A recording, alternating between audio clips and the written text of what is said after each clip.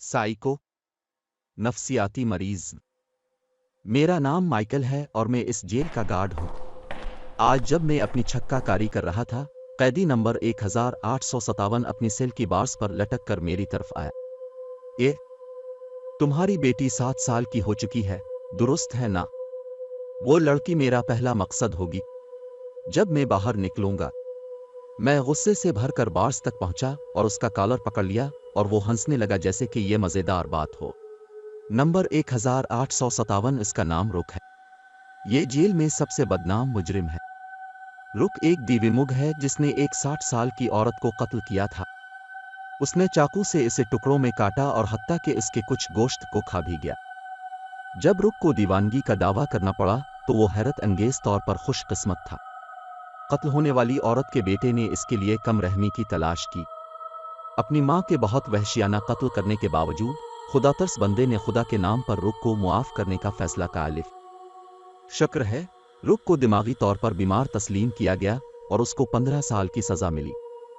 इसकी सजा तस्दीक होने के बाद ही रुक ने अपने हकीकी रंग दिखाना शुरू कर दिया। वो बिला वजह गालियां देने और थरटस देने लगा और जो लोग उसको परेशान करते थे उनके खानदान के कत्ल की धमकी देता। जब वो रहा होगा ये सोचकर लोग परेशान हो जाते। मजे की बात ये थी कि ये नफ्सियाती एक फरमाबरदार बेटा था। वो अपनी मां की बहुत कदर करता था।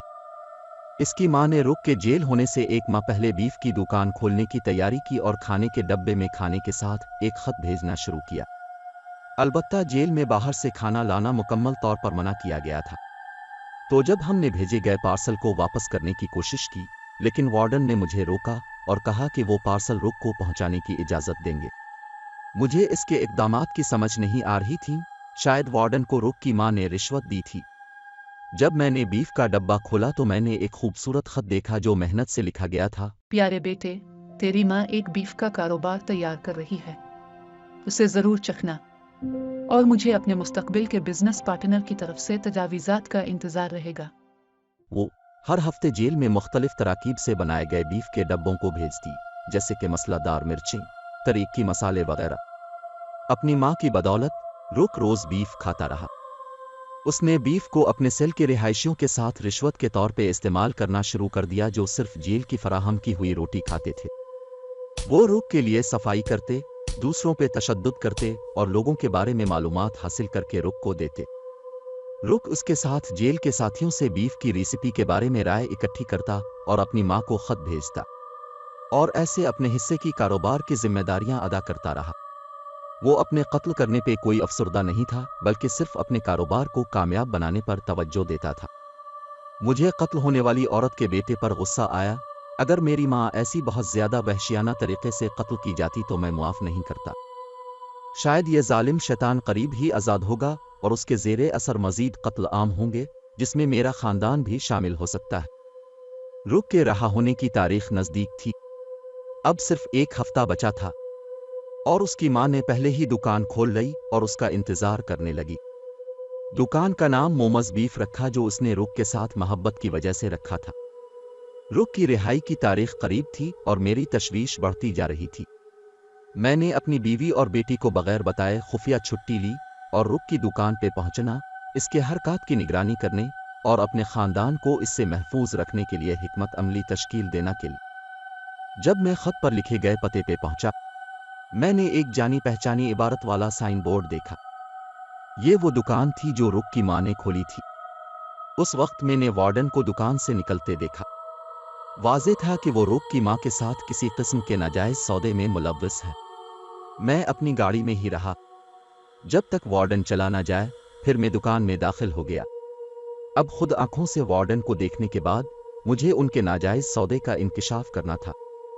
जब मैंने दुकान का दरवाजा खोला तो वहां एक आदमी खड़ा था जिसकी रंगत गोरी थी और उसका रवैया नर्म मिजाज था। खुश आमदीद। हाँ, क्या ये रुक की मां की दुकान है? हाँ, ये ही है। तुम कौन हो? तुम कोई मुलाजिम होने चाहिए। मैं जेल में गार्ड हूं जहां उनका बेटा कैद है। मैंने अभी वार्डन को निकलते हुए देखा। अब बताओ कि उनका रिश्ता रुक की मां से क्या है? ओ, रुक की मां अंदर हैं, क्या आप उनसे सुनना चाहेंगे? मेरी पीछे आए। मैं इस आदमी के पीछे स्टोर रूम के अंदर किचन की तरफ चल पड़ा और वो छत की तरफ इशारा करते हुए बोला कि वो है रुक की माँ। वहां एक दरमियान उम्र औरत का सर तेल में भीगा लटक रहा था। ये क्या है? मैं बहुत ही हैरान हुआ और चीख कर गिर गया। फिर आदमी ने मुस्करा के कहा, मैं वही आदमी हूं जिसकी माँ को रुक ने कत्ल किया था। मैं रुक के रहा होने का इंतजार कर रहा था ताकि वो जल्द से जल्द इस दुकान में आए। मैंने बाकी जिस्म भी भेज दिया है और अब सिर्फ सर बाकी रह गया है। मैं सर को रुक की आखिरी तजवीज़ के मुताबिक तैयार करूंगा और इसे कल जेल भेजने का मंसूबा बना रहा हूं। मैं इंतहाई हैरान और डर कर वहां से भाग निकला और इस दिन के बारे में किसी को बताने का कोई ख्याल भी ना आ सका। एक हफ्ता बाद जब रुक आखिरी भेजी गई जर्की का मजा ले रहा था, मैंने देखा कि जेल के वार्डन के मुंह के कोने पर एक अजीब मुस्कान थी और कुछ देर बाद रुक गुम हो गया। हम उम्मीद करते हैं आपको हमारी कहानी पसंद आई होगी। मजीद ऐसी कहानियों के लिए हमारा चैनल सब्सक्राइब करें।